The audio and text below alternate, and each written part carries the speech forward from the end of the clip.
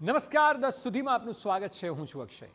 Iran યુદ્ધ વચ્ચે સામાન્ય માણસ માટે માઠા સમાચાર સામે આવ્યા. ગેસની અછત વચ્ચે મોંઘવારી આપ્યો મોટો ઝટકો. ફેબ્રુઆરી મહિનામાં છૂટક મોંઘવારી દર વધીને 3.21% થયો છે. જાન્યુઆરીમાં છૂટક મોંઘવારી દર 2.75% હતો. ખાદ્ય ચીજ વસ્તુઓના ભાવ વધતા મોંઘવારીમાં વધારો થયો છે. દેશમાં મોંઘવારી વધવાનું સૌથી મુખ્ય કારણ ખાણીપીણીની વસ્તુઓના ભાવમાં થયેલો વધારો છે. ફેબ્રુઆરીમાં ખાદ્ય મોંઘવારી દર જાન્યુઆરીના 2.13%થી તેજીથી ઉછળીને 3.47% થઈ ગયો છે. આ ઉપરાંત હાઉસિંગ ક્ષેત્રે મોંઘવારી 2.05%થી વધીને 2.12% થઈ. મોંઘવારીમાં વધારો એવા સમયે થયો છે જ્યારે ઇઝરાયલ, અમેરિકા અને ઈરાન વચ્ચે યુદ્ધ ચાલી રહ્યું છે.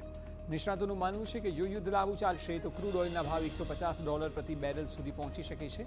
આનાથી પેટ્રોલ, ડીઝલ મોંઘું થઈ શકે છે, જેનાથી માલ સામાનના પરિવહનનો ખર્ચ વધશે અને ફળ, શાકભાજી સહિત દરેક જરૂરી ચીજ વસ્તુઓની કિંમતો વધશે.